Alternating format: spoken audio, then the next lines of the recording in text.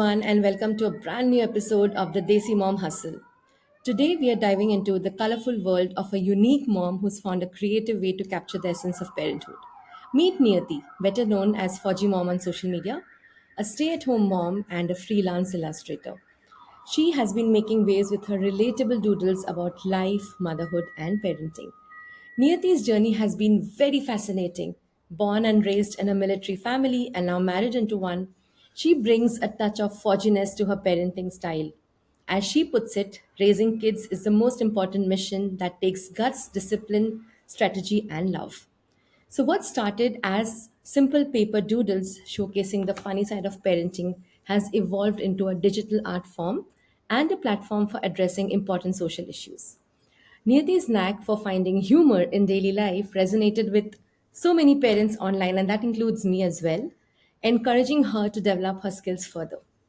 But Niyati is not just about laughs. She uses her platform to tackle serious topics like gender equality, feminism, mom shaming, breastfeeding, and awareness about autism and Down syndrome. Her goal? To break stereotypes one doodle at a time. Thank you so much, Niyati, for joining us today. It's a pleasure to have you with us. I'm so happy you've taken the time to be here and share your experiences with all the lovely moms listening to you.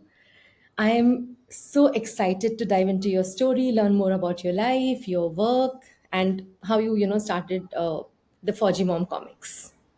Thank you, Tamanna. It's pleasure's all mine, and I'm looking forward to chatting with you and obviously reaching to more moms through your podcast. And congratulations on starting this. Thank you so much, Niyati. First question that I ask everyone, tell me, how your typical day looks like. Run me through, how your daily routine is. So my typical day is pretty normal. I wake up around 5, and my kids leave for school around 6:15, so it's quite early. And so just general tiffins, getting after them to get ready, and breakfast, and basically they're out of the house by 6:15. uh, then it's mostly just getting their room tidy, and then have a cup of tea, get busy with breakfast. And so basically my husband leaves around 8:40, so I'm busy with all of that. I do have help at home who comes and helps me with a little bit of kitchen work. And so then, I wait for my help to come, to basically help with the kitchen and everything. And I have a very important job of scrubbing my kids' uniform, because they have pure white uniforms. I don't know why. So I can't just dump it in the washing machine. It sounds like a very, do I'm it very sure. but by 10, I'm done with everything. And I have this thing, the house has to look perfect, and perfect as in the way I like it. I can't see clutter, and I can't help myself. I have to do the dusting and make sure the beds are perfect. So around 10, I feel very happy. Toys are in place, books are in place. So that is the time when my house is the way I like it. And that's the time I have for myself, and I do what I like to do, uh, regarding illustrating, or just generally posting on Instagram or comics. And post 12:30 is when I start thinking about lunch. So generally, before the kids come, that happens around 2:30. So I do some prep work for lunch. And so I have few hours in the day that I can do what I like. And once the kids are back, then it's not possible to really do much. So, and they have a lot of schoolwork actually, and a lot of activities, so the time just flies. So that's pretty much it. Oh, That then yeah, sounds like a there's busy dinner day. also. There's dinner also in the mix, and the uniform for the next day, and homework. And yeah, I do go out in the evening for walk. I go by myself. Sometimes I go with my husband. Uh, that's pretty much it. I want the kids in bed by 8 o'clock, which never happens. So we try and push it, and it's like I'm like a headless chicken in the house. Very stressed that you have to sleep, because they wake up very early. They get up around 5, so I have to make sure. So by 8:30, we are every day we are late. So by 8:30, they are in bed, and that's when I feel very happy. Like, it feels like I've shut the shop, So I feel very happy, and then I waste my time on scrolling and just we watch something together, and that's pretty much it. That's how a typical day is for us.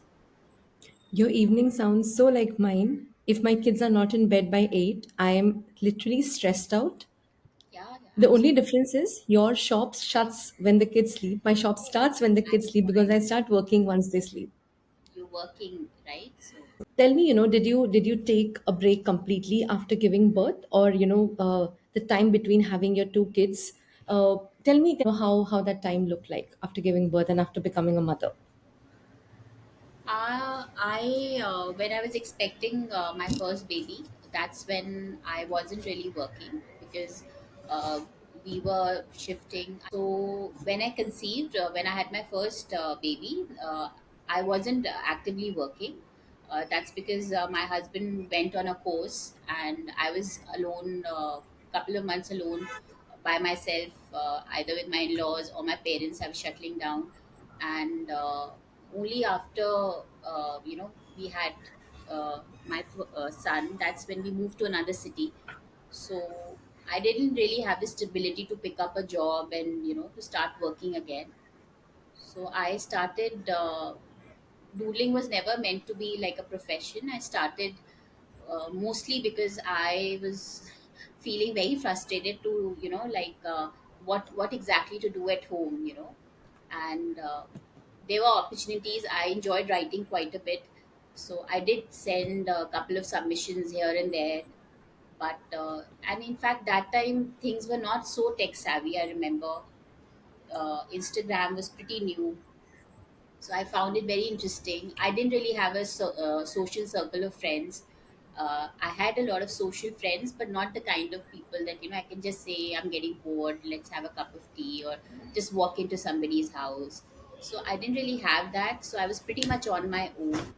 And I had my second baby also. I have a gap of 2 years between my kids.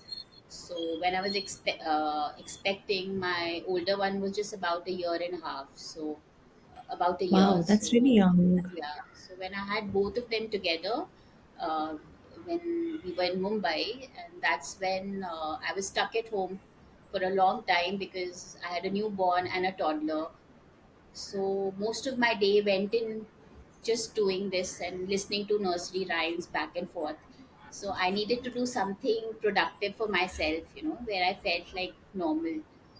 And that's when I saw something on Instagram and I saw some post, and I was wondering, I also wanted to write, but knowing how I am, I can't dress up every day and take pretty pictures. So I wanted someone to read it, but I wanted to, I didn't have the time to write long articles. So I started doodling. I said, what I want to say, I'll say it through my cartoons. So that's how I started. So I remember my baby used to sleep, and I used to sit and I used to draw, and I used to feel very embarrassed that I'm drawing such ugly drawings. So I used to literally hide. My husband found the crayons and color pencils, and he didn't say anything, and I used to hide it under the table. I had a desk, but it was nice, and it was anonymous for quite some time because I didn't think it was Oh, worth I didn't sharing know with that. anybody. Yeah, till a friend found out, and she said, "Oh, it's not so bad. It's very cute." So it started with cute, and then it got better. Then I had some confidence. Then I decided to learn how to make it digital, and that's how I kind of grew. That sounds interesting. The story of how you started doodling is so interesting. I had never thought this is how it started. When did you realize that you could actually do this commercially? And did you have to learn? You said you did this for time pass between when your kids were sleeping and when you were free. So did you have to learn some new skills to do it commercially?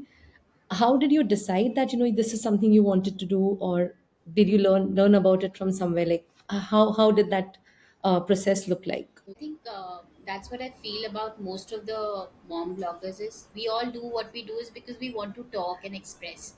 So we all have something to say, and it's nice to find people who are like-minded, who are willing to listen, and they share their opinions. So it's like I may not be able to step out of my home and meet those kind of people. But I say something out, and there'll be three more people who will, understand what I'm going through, and they'll share their version as well.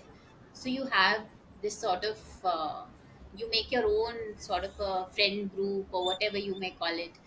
And that's how I started. And I never wanted to write mushy post about how much I love my kids, and that is not who I am. I I like humor, and I find the funny side in things, and that's comes naturally to me. It's not something forced. And maybe because I had uh, a toddler and a baby, so I looked at things in a very funny way, and I wanted to share that. And I got a great response, and a lot of people liked it. And I never thought about commercial because I didn't know how you can make anything out of it. It was very nice of one of the mom bloggers, Charu from Ketchup Moms. She told me once that Niyati, make a comic for me and I'll post it on my website. So I felt very important at that point of time that somebody wants me to do something for them. Remember, I sat down in the night after putting the baby to sleep, and took out my colors and everything, and I made something for her. Now when I look at it, I feel like it's so cringe. It was so bad, but she was so nice. She put it up. She gave me a shout out, and I feel so grateful. It was a nice, encouraging thing for her to do, and that's gradually how you build confidence. And I did a lot of free work for a lot of moms, like who are friends. Was always very important for me, and I got a lot of opportunities, a lot of important topics. I met a lot of people, and I got a lot of work through word of mouth, and that's how I started. Uh, the skills that were acquired, I think, I always feel that if you want to do something, there is a way out. So we have access to True. technology. So a lot of it that I learned was through YouTube tutorials, and there's plenty online. Wow. Yeah, there's so much online. um, and that's how I picked up like how to do it. Earlier it was very basic. I would draw something on paper, take a photograph, then upload it on my thing, change the settings and all of that. So I gradually learned to do it digitally. I also tried to take up a course which I couldn't complete because my kids were very small. So leaving them behind was a problem. So I tried to True. spend True. some time. I did not know the technicalities of how to save a file that I've made, how to upload it. So there are a lot of these small little things, and I had nobody to ask. Like, who do you ask? Like, how do you do this? So I found somebody, and I was the only student in the class, I remember, the only one. And I told him that he was much younger to me. He was this boy who was a graphic designer teacher, and I told him that my babies are at home, but I've come here. And he said, I'll teach you animation. I don't want to learn animation. I want to learn ABC. You teach me how to do it, and that's it. I don't care about the rest of it. So I'm not looking to become an animator and get a career. I said I'm just doing it because it makes me happy. I'm not looking to carve a career out of it. So he found it very weird, and but he understood gradually what I was trying to do. And I'm still in touch with him. When I get stuck with something, I call him up. So it's very nice. That's how I started. When you first made your first digital work after learning from your teacher, and when you showed it to him, what was his reaction? Do you remember that? I think when I started working, I bought a tab with my Rakhi money, which my brother gave me. So I bought a tab, and he said, buy something. So I said, I don't want clothes and bags and all of that. I want to buy a professional tab. And so I bought that, and whatever I had drawn on paper, all my comics that were on paper, I tried to replicate them digitally. So I don't really remember what was my first one. It was probably a logo, my own logo I was trying to make, and I was feeling very happy about it that I made a logo for myself. So that's how I started. So whatever I had on paper, I you can't keep storing paper, so it's easier to store a file. So that's how I started. And did you show it to your teacher, like the person who taught you how to do it? Yeah, yeah. I showed it to him. I told him this is my handle. This is what I do, and he was very confused. He said, "Why are you doing this?" And I don't know why. I did not know how to learn. I did not know how to drive. I mean, I used to drive within my comfort areas, within my society, a little bit outside. But I found this place in Gurgaon, which was quite a long distance from my place. I don't know why I found that place, and I started driving long distances just to attend his class. And I think most of the class we used to sit and just chat. I don't know. We used to hardly. I used to come with my points that I want to learn ABC, and that used to be done. And he said, "I have a syllabus for you." I said, "I don't have time for all those hi-fi things. I'm here just for the basic." And then we didn't know what to do, so we used to sit and chat. I used to ask him, and he was much younger to me, so I used to counsel him, "Don't worry, this will happen." So the other people said, "Hey, who is this student of yours?" And he said, "Yeah, she's a mom and she's come God knows why." So he used to laugh at me that, "Why are you doing this?" So I said, "Eventually I will do this, but right now I need to learn how to do this." So that's how we started. So it was quite a big decision for me to leave the kids and go. It was not nice. I felt incredibly guilty because I just felt that it wasn't the right thing to do. But I hired help, and I told her, "Just watch them for 2 hours and I'll be back." So I did that. And that's how it started. It gave me a little bit of confidence to know the technical part of how things work. So that when somebody hires you, you know what to, you can't tell them that I don't know how to do it. So that was the reason why I went.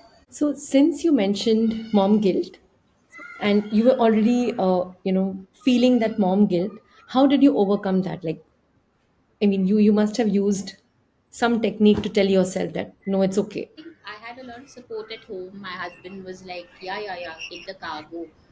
So he wasn't worried that God knows where I'm going, traveling on a highway, and that too to Gurgaon, God knows which sector.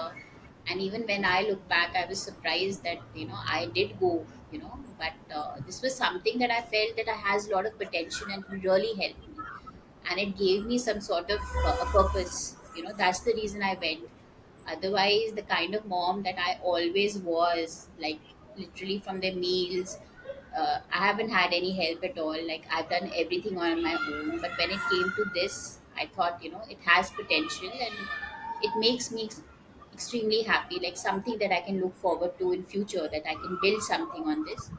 So it wasn't something like I wouldn't go for a social meet, that kind of a thing. But for this, I would absolutely go.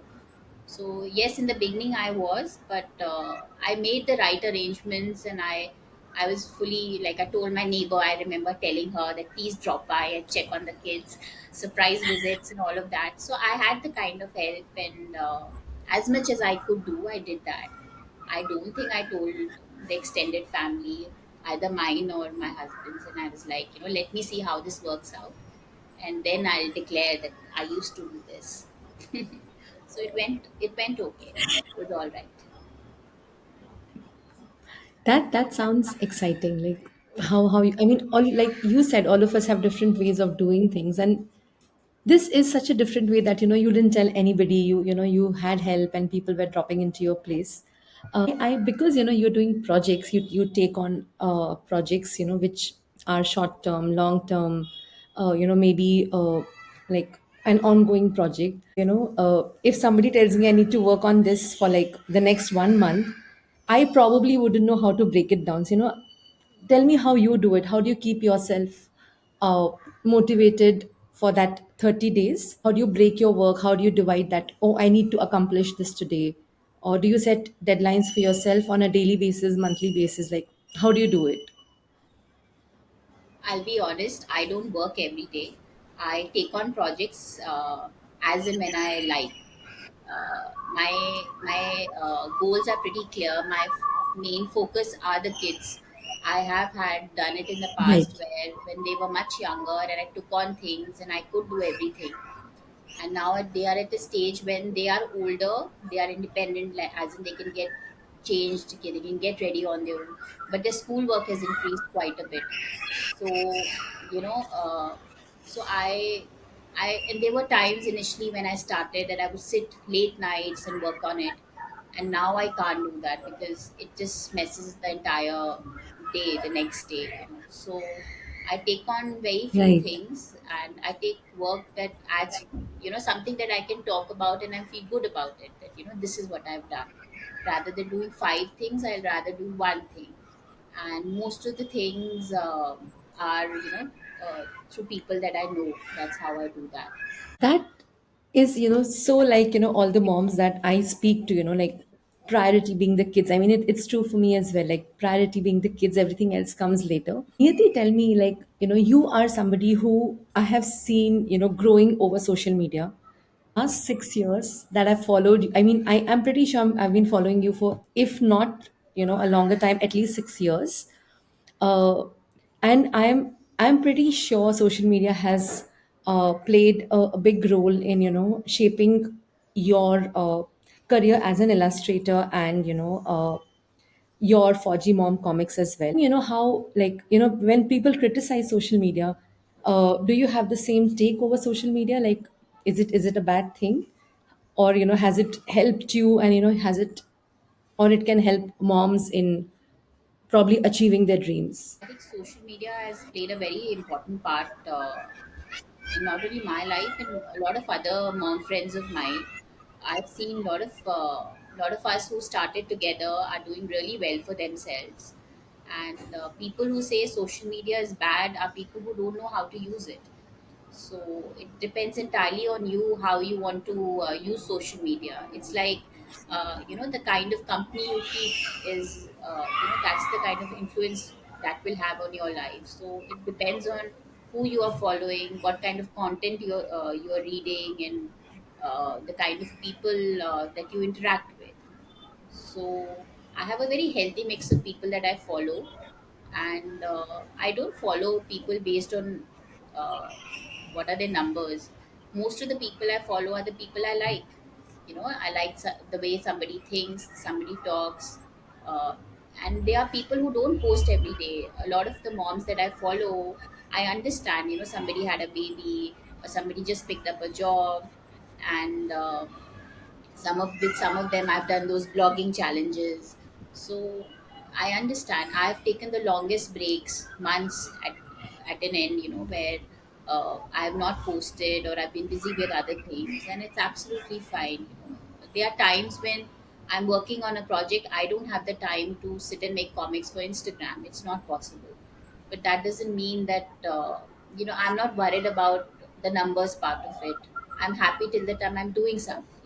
So social media is very helpful.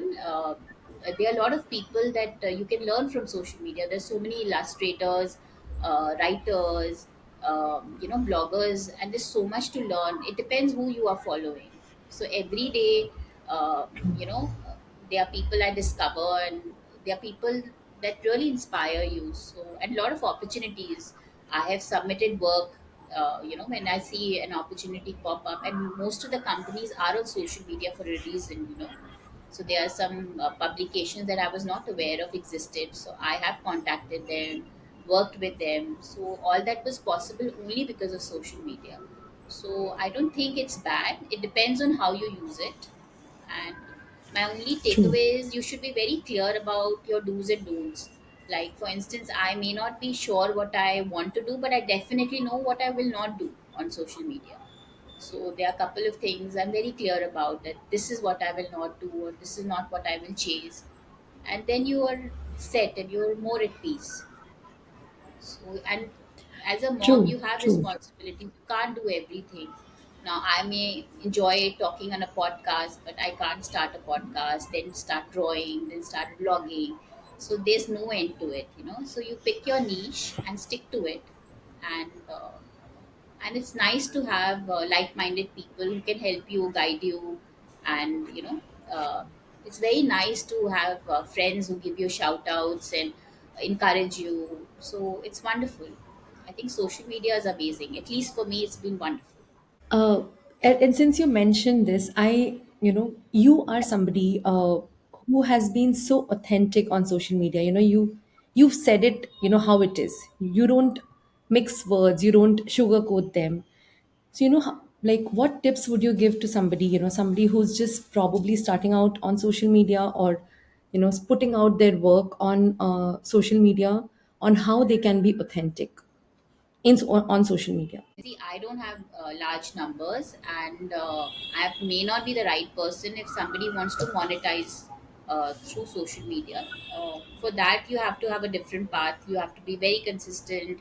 You have to follow the trends. You have to be, everything matters. Your right photograph, your outfits, all of that, which is a lot of work. And I have a lot of respect for uh, such content creators, because for me uploading a video is a big challenge. I get very rattled by just one videos. For them to plan so many things and to put great content Right. out, I have a lot of respect for them.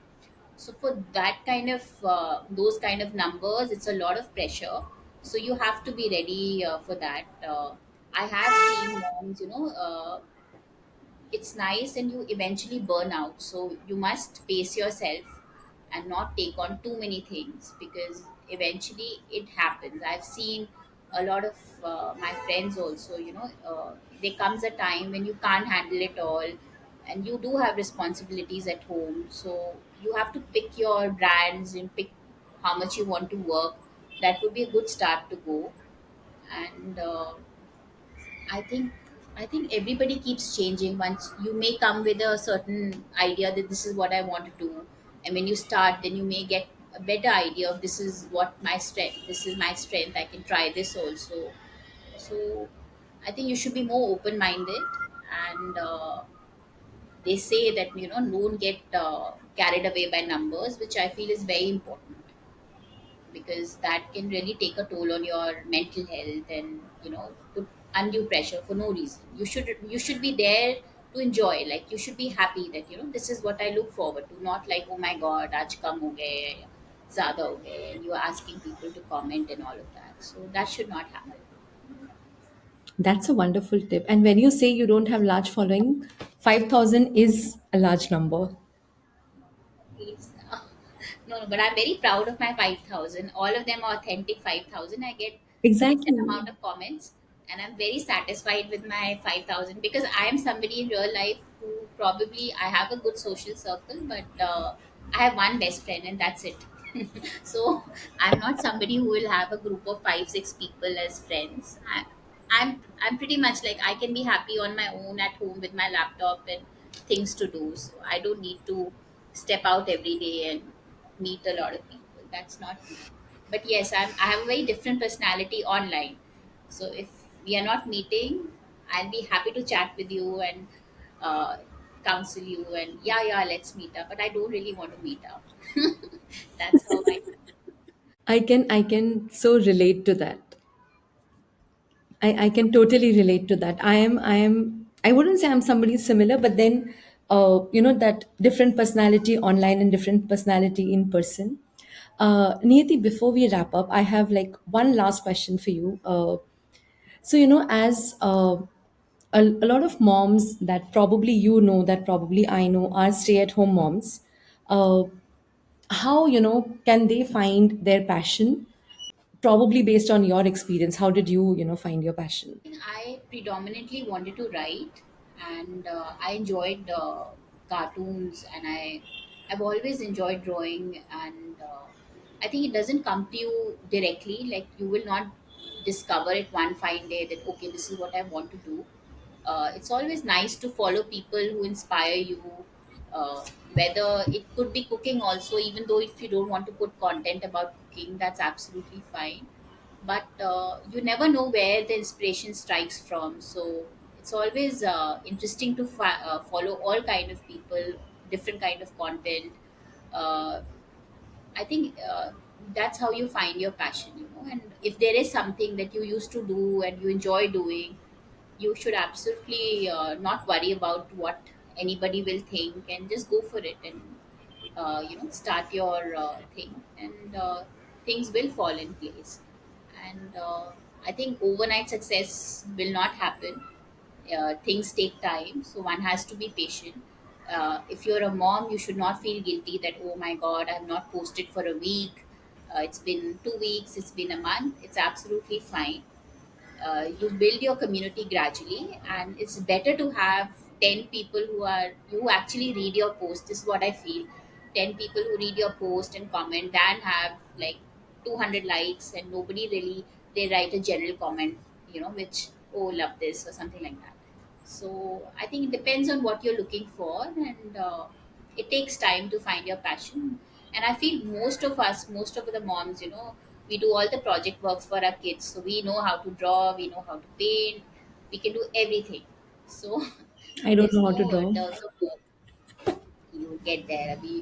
Your kids are small, so you'll get there. I've just made a satellite and some tribal mask and God knows how many things during holiday homework. So I'm a pro at this. I am so sure. Uh, Last question, not from me, but from the previous guest. So Dina had this question that how do you do it all? Like how do you hustle? Like how are you at all the places at the same time? I wish I was as organized and as accomplished as you're making me out to be. I don't do it all. I have lot of ideas and I want to do lot of things, and I share it with my kids and they say, "Mom, you say all these things but you're not doing it." So I tell them, "Yeah, yeah, I'll do it. I'll do it." So I do have a couple of things that I would love to do, and hopefully soon. Um, so I think the biggest hurdle or the motivation is to stay motivated as a stay-home mom, because finding motivation is the biggest thing. It's very mundane every day. You don't really get appraisals. You don't really get feedback. It's the same day for you. You derive happiness. Oh, my child has got full marks today, so very happy about that. So you have to find motivation to carve some time out for yourself and to work on something, and to be patient if it works or not, if it doesn't work. So it takes time, and hopefully I'll also get there in the long run, and whatever the goals are that I have, I'll be able to accomplish. That sounds amazing. Give it forward. Ask a question for our next guest now that the person will have to answer, come what may. mm, what will the person ask? Okay, your biggest learning so far from your journey on, I mean, if she's on social media, so your biggest learning so far, any incident or anything that you've learned from. Awesome. That is amazing. Thank you so much, Niyati, for joining me today, answering so many questions, uh, giving us a little more snippet from your life, how you do it all. Thank you so much. I'm sure the moms who will listen to this and hopefully some fathers as well will learn so much from you. Thank you, Tamana. It was lovely. I forgot in the middle that it was a podcast. I forgot that I had to be a little formal, but it was lovely chatting But to you. that's the But best part. yeah, yeah, I had a But that's the plan, but best I part, forgot right? about it pretty soon. So never mind. I always have some regrets. Huh? Never mind. Next time will be more professional and more deeper conversation. But I had a lovely time, and I think it's This wonderful. this was fun. You don't need to be professional. This was fun. Yeah, yeah. I have wanted to come across more illustrator type, like, oh, I know what I'm doing, but it's okay. You know what you're doing, of course. Thank you, Niyati.